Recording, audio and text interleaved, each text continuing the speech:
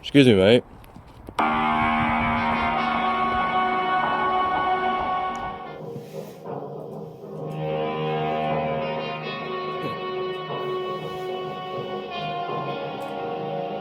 Sarah Connor. That was my Terminator impression. Let's turn that off. Shut up.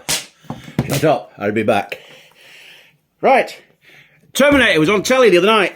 And me and Giz were watching it. And I rang up and I said, "Oh, Giz, remember when we went to see Terminator for the first time in '84? It was, we were supposed to, oh, bloody hell. We were supposed to be going to see a band play in Manchester called Magnum. And unfortunately, we couldn't get in. So Will's being in town, we were stuck for something to do, so he just piled outside. I think it was the University of Manchester Institute of Science and Technology building that they were playing in, or it was either that or the Apollo Theatre. So we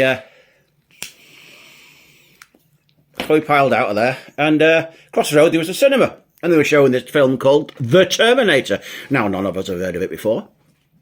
Of course, it was an early one for James Cameron, and it was 1984, unheard of, and we were stuck for something to do, so we went in to watch The Terminator. It turned out to be one of the classic films of the time. Still is. Aged quite well, I think, and it's obviously spawned a number of sequels. Personally, I think Terminator and Terminal 2...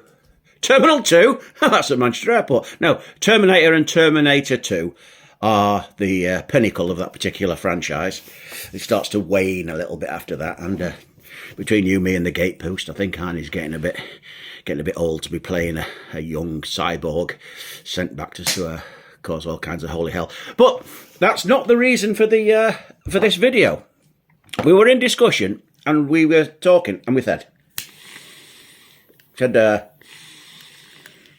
in the opening sequence of the film, when Arnie just appears in his little ball of, I don't know, static air, static time, what, you know, that thing that he just appears. And he appears in the buff, completely stark bollock naked. And he's walking up the street, completely in the buff. And he meets the three punks, scallywags, rogues, naughty boys, thugs, all stood on the, well, I don't know where they stood. They just stood on the sidewalk, I suppose, the pavement. And he's in the buff. He's not got a stitch on. And they tell him to hand over his money. They try and rob a naked man in the street. Now, what's he going to do? Where's he going to keep his money? What's he got to rob his stark bollock naked? Unbelievable. Why? So anyway, of course, Arnie does his Arnie thing, and he sees them all off, and he take off your clothes and all that nonsense. And off he goes to do his killing of the Sarah Connor bit. But I could never understand that part of the film, you know. Stark bollock naked, and they try to rob him. What were they thinking with that kind of imagery? What do you reckon, Giz? Giz, what do you reckon of that? I don't get it, Bob. I just don't get Terminator 1 to start. Because it don't make sense, does it? Because Sarah Connor is, you know, whatever she's doing. And her son, John Connor, in the future, sends his best mate back through this fucking loophole or whatever to protect her, to protect his mum. So that, because if the Terminator kills her, that's it, he won't exist. So he sends his mate back to protect her. Yeah? Well, think of it like that, right? He sent his mate back. No, but his mate, while he's protecting her, didn't wear any protection. So gets her up the duff. You know, she's pregnant. Which later turns out to be John Connor. Well, that don't make sense, does it? Because going back to the start of the film, if he's sending his mate back, then he must already have a different father.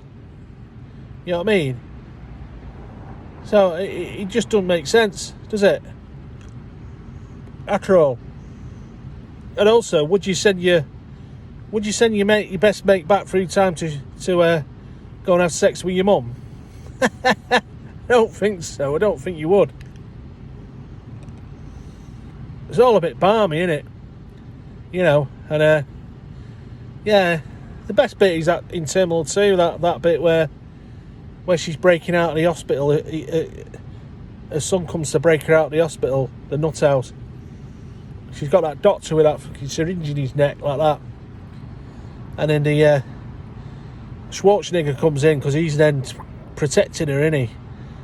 And but she doesn't realise that. And then the other Terminator comes through the wall. Is it the wall or through the metal bars? Goes out. And the doctor's sat there on the floor, and he's looking, and he's suddenly twigged. Oh, hold on a minute. She's telling the fucking truth. You know, what the hell's all this about? That's the best part of the film. I think it is, anyway. But yeah, good film, innit? Terminator. The Terminator films are good, even though I still don't get the beginning. I just don't get it. It doesn't make sense to me at all. You know, that was a good film. Oh, what was it? Total Recall. That was a good film. With Sharon Stone in that. Sharon Stone. Yeah. She's in some good films, isn't she? What's that one she was in? Basic Instinct. That was a bit of a... We all know the bit with... We're not going to talk about it, but we all know the bit. Basic Instinct. What's that one? Is it Sliver or something like that? The one where she's in an apartment, and the guy that's built the apartments, he's put all these dodgy CCTV cameras all over, hidden all in all the apartments, and he just sits there watching the world go by, watching things happen. Yeah, she's good in that and all. Sharon Stone, eh? Bloody hell. I wonder what she's doing now. Probably having a flipping facelift and a lips done. Yeah, I don't know. Right, be gone, be gone. Ladies and gentlemen, Allied Bomber of the Month, the Avro Lancaster.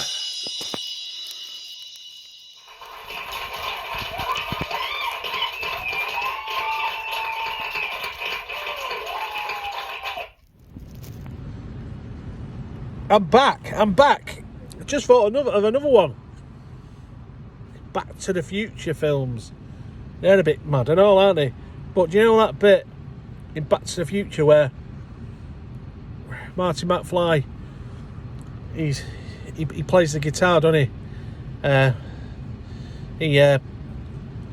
guitar player breaks his fingers in the bonnet of the car, so he has to get up and play. And he starts playing Johnny Be Good, doesn't he? And then one of the band members at the side, he's got his phone, and he rings up Chuck Berry. He says, "Hey Chuck," his cousin, he's his cousin Chuck. You know what guitar sound you've been listening for? Well, listen to this. Now that don't really make sense either, does it? So what they're insinuating is Chuck Berry nicked the guitar riff off what's he called? Marty McFly. Yeah, he nicked it off him. Yeah, that's what they're saying in the film. They're insinuating that. But hold on a minute, Marty McFly would have learnt to play the guitar, and he would have learned that as Johnny Be Good, wouldn't he? Yeah, Johnny Be Good. Oh no, but maybe actually no, because there's another riff that goes a bit like that, which is called Roll Over Beethoven, isn't it? By ELO. The intro to that. Yeah, so, yeah, actually, yeah, they might be able to get away with that one.